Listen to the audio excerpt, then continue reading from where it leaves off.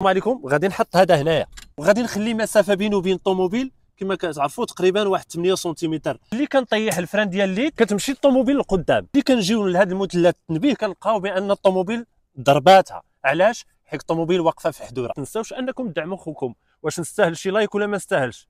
يلاه باش نقضيو على التفاهه. دابا غادي نحط عاود هذه المره الثانيه بعيده بواحد 10 سنتيمتر هكا. غادي نديماري الطوموبيل باش نوريكم كيفاش انكم ديماري الطوموبيل كيفاش انكم ترجعوا بالطوموبيل اللور. كما كتعرفوا بان راني واقف في الحدوره، غير بمجرد انكم طيحوا الفران كتمشي الطوموبيل لقدام وغادي تلقى شي سياره قدامك. دابا غنوريك كيفاش الا كنتي واقف في الحدوره.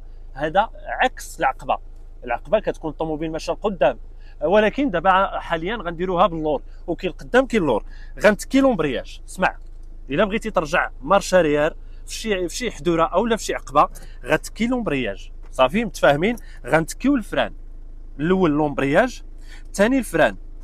صافي. ثالث حاجه كدير مارش اريير، رابع حاجه كنحيدوا الفران ديال الليد. ودائما انا في الشرح ديالي كنقول لكم تبعوا 4 الحاجات. لومبرياج هو الاول، الفران نديروا مارش اريير وكنحيدوا الفران ديال الليد. 4 الحوايج. ملي تبغي ترجعوا اللور، ترجع اللور ماشي تنوضوا تحيد رجليك على الفران هو الاول. الا حيدتي رجلك على الفران هو الاول غير تحيدو كتمشي الطوموبيل لقدام وكتضرب شي طوموبيل اللي كانت قدامك. اشنو خصك دير؟ خصك ترخي لومبرياج بشويه. صافي. دائما عقلوا على هذا الشيء هذا اللي كنشرح لكم. غادي نرخيو لومبرياج بشويه حتى نحسوا الطوموبيل بدات كتزعزع ياك. وغادي في ديك الحاله غادي تطلقوا الفران ديال الرجل وغادي الطوموبيل ترجع لنا اللور. وغادي نكونوا بعدنا على داك المثلث اللي درنا تما. شوف انا بعدت عليه، ها هو راه بعدت عليه ما كنقيسوش. غادي نطلق لعندو اللي المره الثانيه. قرب هكا باش يبان لهم وحاول تشدني انا والمثلث هكا. انا قربت له دابا شويه. كيفاش نرجع عاود كذلك اللور؟ انا دابا كنرخي لومبرياج بشويه. انا كنرخي لومبرياج بشويه. انا حسيت بالطوموبيل بدات كترعد. غادي دابا حاليا غادي نطلق الفران، غنحيد رجلي على الفران هكا وغادي ترجع الطوموبيل اللور. ما غاديش تمشي لك القدام.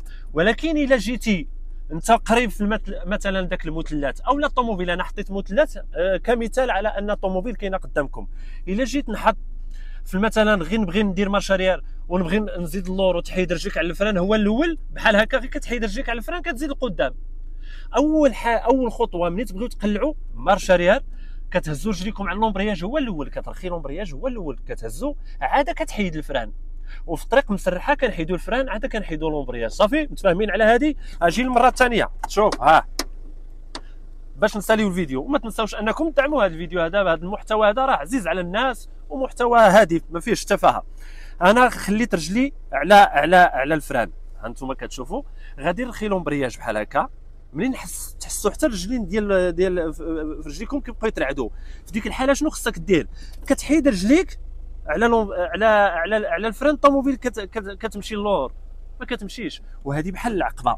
الطريقه هذه الاخوان هي ما يسمى بالعقبه. ديرها بالقدام ولا ديرها باللور، ولكن في الرجلين بحال تبارك الله عليكم.